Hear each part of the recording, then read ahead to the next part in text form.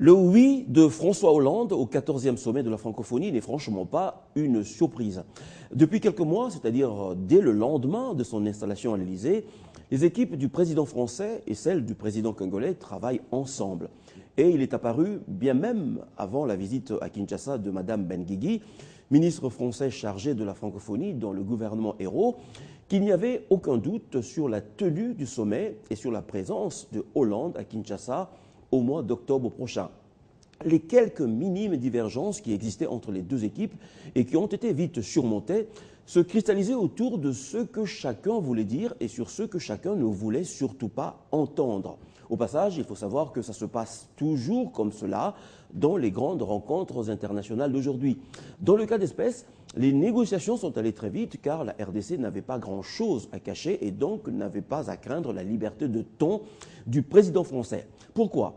Parce que sur l'unique point sérieux qui servait de béquille à ceux qui militaient pour le boycott du sommet par le président français, c'est-à-dire les élections du 28 novembre dernier, la RDC avait plutôt des arguments sérieux.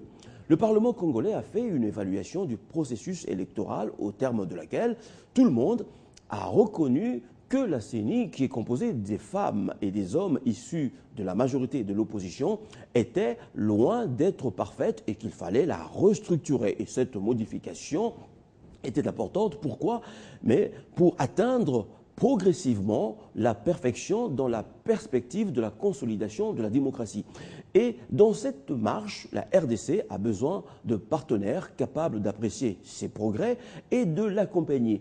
De surcroît, ceci s'inscrit justement dans la droite ligne des promesses de campagne du candidat François Hollande, à savoir une nouvelle forme de coopération entre la France et l'Afrique. Une coopération basée sur le respect et un partenariat gagnant-gagnant. Or, dans la politique africaine de la France, pour les 50 prochaines années, la RDC occupe une place importante, non seulement pour la sauvegarde de la langue française, mais pour les entreprises françaises et donc pour l'économie française. Et pour que ces entreprises viennent et prospèrent en RDC, la France a pris l'option d'accompagner le chef de l'État congolais dans sa détermination de restaurer la paix et de moderniser la RDC. En plus, on sait que les deux présidents qui ne se sont pas encore vus s'apprécient énormément malgré ce que certains médias racontent. On est loin, beaucoup plus près d'un mariage de cœur que d'un mariage de raison.